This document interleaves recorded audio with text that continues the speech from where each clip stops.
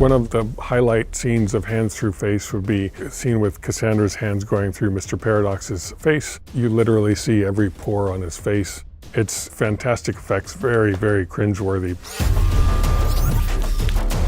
In our development process, we played with different skin thicknesses, and I liked it thinner because we actually want to start seeing the details of her like knuckles in his skin. There's definitely a skull in those heads, and she definitely works around it. And then when the fingers go over the eyeballs pop out, and it's great.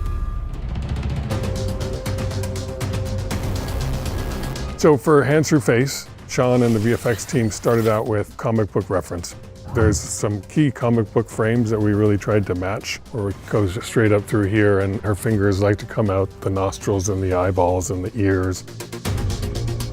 Whenever we are replacing limbs or replacing faces, we'll often put tracking markers on.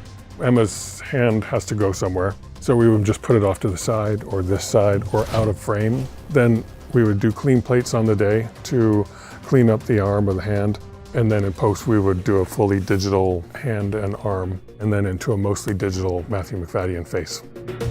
Then we go into detailed animation, and that would be getting the details of the fingers, sliding over the skull just right, getting it over the forehead and dipping into the eye socket, that kind of thing. And then we go into a final detailed sculpting and creature pass, and that's where you really would figure out, like if she was wearing a ring, you would see the ring in there or the knuckle. Ring, please. Oh my God. Our heroes go to Cassandra's lair twice.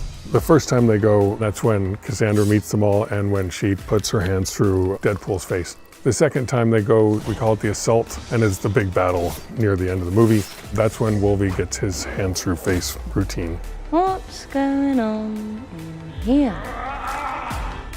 The assault is a really great example of just a huge collaboration between stunts, camera department, visual effects, props, everything. For a superhero movie, we tried to keep the whole movie fairly grounded. Whenever we can do live action stunts, we do them always as much as we can.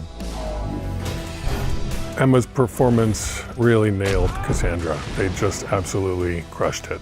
It's really, really one of the best villains I've seen in a long time. Basically a complex psychopath, but a villain that we all have grown to love, to hate. Boys are so silly.